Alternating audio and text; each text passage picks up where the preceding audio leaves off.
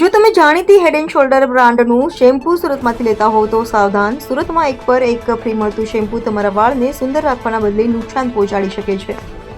શહેરમાં નકલી ચીજવસ્તુ મેળવવાનો સિલસિલો યથાવત। સુરતના અમરોલી પોલીસની કાર્યવાહી। 8 વર્ષથી ઓનલાઈન જાણીતી કંપનીનું ડુપ્લિકેટ શેમ્પૂ વેચતો ગોડાઉન પકડાયું।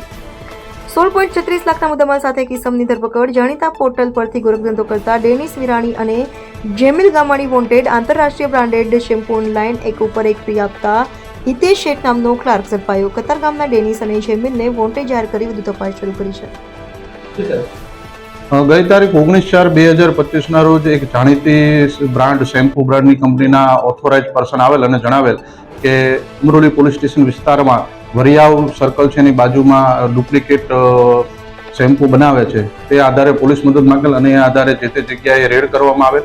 આ જગ્યાએથી કુલ જાણીતી બ્રાન્ડ જે શેમ્પૂ છે એના 16 લાખનો મુદ્દામાલ મળી આવેલ છે। એમાં સ્ટીકર લગાવવાનું મશીન છે, જે શેમ્પૂ છે એની બોટલો, એ તમામ મળીને કુલ 16 લાખનો મુદ્દામાલ કબજે કરેલ છે।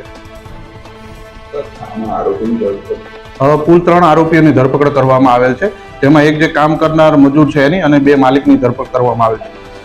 કઈ રીતના શેમ્પૂ છે તે પ્રોડક્ટના સાથે કઈ રીતે બજારમાં બેસતા હતા?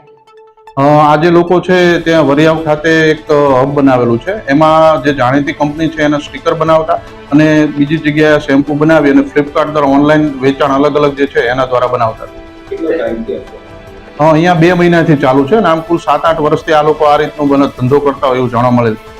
એવી રીતે સમગ્ર આ રેકેટ બહાર આવ્યું અને અસલી અને નકલીમાં શું તફાવત છે? જે દરેક ઓથોરાઇઝ પર્સન રાખેલા હોય છે જાણીતી કંપનીઓ બ્રાન્ડવાળા, એ લોકો આવી રીતે માહિતી મેળવતા હોય છે। એમને માહિતી મળેલ કે આ જગ્યાએ આ રીતે નકલી શેમ્પૂ બનાવેલ છે, જેથી એમની બાતમી આધારે રેડ પાડવામાં આવેલી। તે લોકો બોટલ બનાવી એની ઉપર કંપનીના સ્ટીકર લગાવી દેતા અને જે નકલી માલ છે એને અસલી તરીકે વેચતા હતા।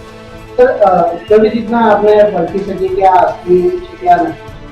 આ લોકો પાસે જે બેચ નંબર હોય છે એના અમુક પ્યોર હોય છે, એ બેચ નંબર આધારે તેઓને ખ્યાલ આવે છે કે આ નકલી માલ બજારમાં વેચાઈ રહેલો છે।